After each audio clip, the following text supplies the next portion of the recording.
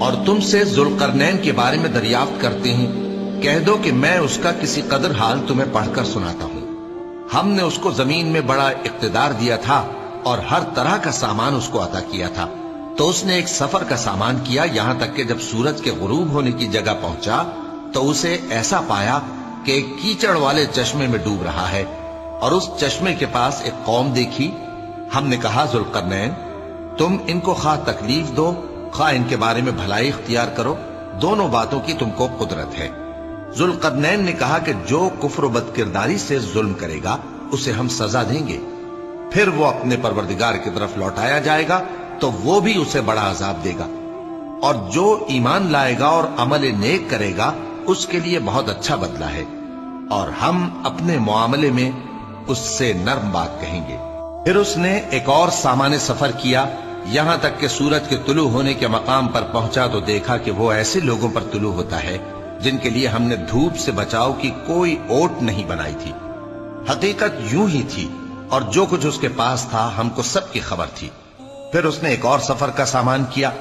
یہاں تک کہ دو اونچے سیدھے پہاڑوں کے درمیان پہنچا تو دیکھا کہ ان کے اس طرف کچھ لوگ ہیں کہ بات کو سمجھ نہیں سکتے۔ ان لوگوں نے کہا کہ اے ذوالقرنین، یاجوج اور ماجوج اس علاقے میں فساد کرتے رہتے ہیں، بھلا ہم آپ کے لیے خرچ کا انتظام کر دیں کہ آپ ہمارے اور ان کے درمیان ایک دیوار کھینچ دیں۔ ذوالقرنین نے کہا کہ خرچ کا جو مقدور اللہ نے مجھے بخشا ہے وہ بہت اچھا ہے،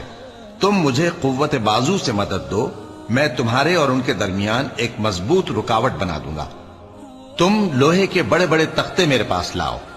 چنانچہ کام جاری کر دیا گیا، یہاں تک کہ جب اس نے دونوں پہاڑوں کے درمیان کا حصہ برابر کر دیا اور کہا کہ اب اسے دھوکو، یہاں تک کہ جب اس کو دھونک دھونک کر آگ کر دیا تو کہا کہ اب میرے پاس تانبا لاؤ کہ اس پر پگھلا کر ڈال دوں۔ پھر ان میں یہ قدرت نہ رہی کہ اس پر چڑھ سکیں، اور نہ یہ طاقت رہی کہ اس میں نقب لگا سکیں۔ بولا کہ یہ میرے پروردگار کی مہربانی ہے، پھر جب میرے پروردگار کا وعدہ آ پہنچے گا تو اس کو ڈھا کر ہموار کر دے گا، اور میرے پروردگار کا وعدہ سچا ہے۔ اس روز ہم ان کو چھوڑ دیں گے کہ روئے زمین پر پھیل کر ایک دوسرے میں گھس جائیں گے، اور سور پھونکا جائے گا تو ہم سب کو جمع کر لیں گے، اور اس روز ہم جہنم کو کافروں کے سامنے لائیں گے، جن کی آنکھیں میری یاد سے پردے میں تھیں اور وہ سننے کی طاقت نہیں رکھتے تھے۔ اب کیا کافر یہ خیال کرتے ہیں کہ وہ میرے بندوں کو میرے سوا اپنا کارساز بنائیں گے تو میں خفا نہیں ہوں گا؟ ہم نے ایسے کافروں کے لیے جہنم کی مہمانی تیار کر رکھی ہے۔ کہہ دو کہ ہم تمہیں ایسے لوگ بتائیں جو اعمال کے لحاظ سے بڑے نقصان میں ہیں۔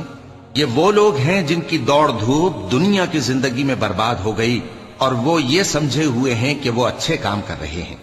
یہ وہ لوگ ہیں جنہوں نے اپنے پروردگار کی آیتوں کو نہ مانا اور اس کے سامنے جانے سے انکار کیا،